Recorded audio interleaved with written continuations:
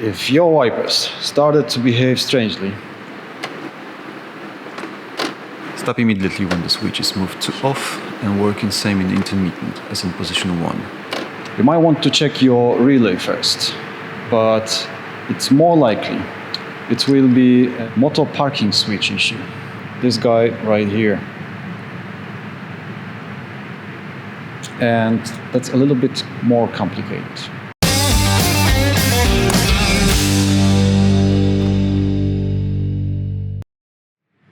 The wiper motor is located behind the dash on the passenger side. So you need to undo all the screws that hold the dash to the bulkhead. You probably don't need to remove the instrument cluster or the radio, but I got my radio removed because I was installing reverse camera. And I think it will help with the flexibility of the dash.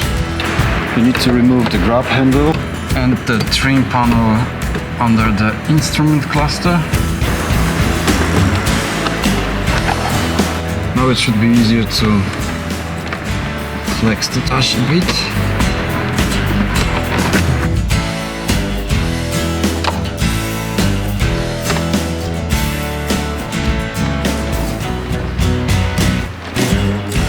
Now there is the motor, and it's behind this plastic channel, which we will need to remove as well.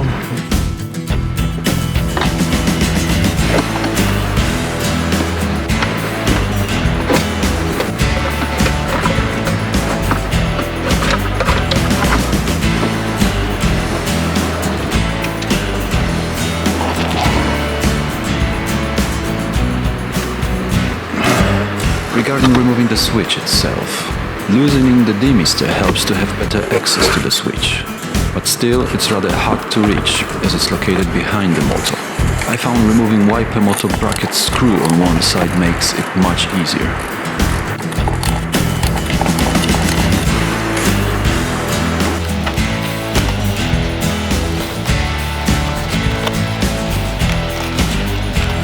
With slightly better access, you need to unclip the harness from the switch and the switch from the motor.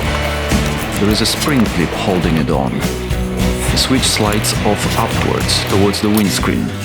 Pressing with screwdriver makes it easy to unclip. Alright. Now the fun part, putting the new switch in its original position. Just try to feel the bigger hole for the clip and the vertical narrow one for the pin on the motor body. Those are your two guides. Not easy, but definitely doable. Lots of patience required. Alright, done. Don't forget to clip the harness to the switch and the switch back to the motor's wires.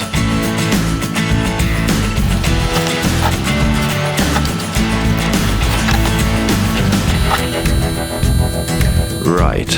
As you can probably see in my eyes, not everything went as expected.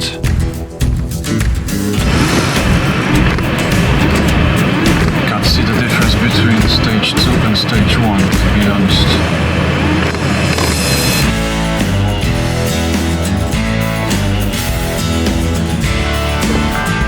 So the moment of truth number 2. Intermittent works.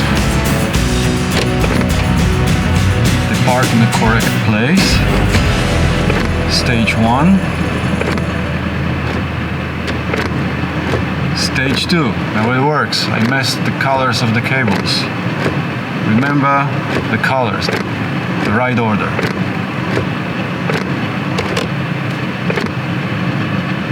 Ta-da! We're done.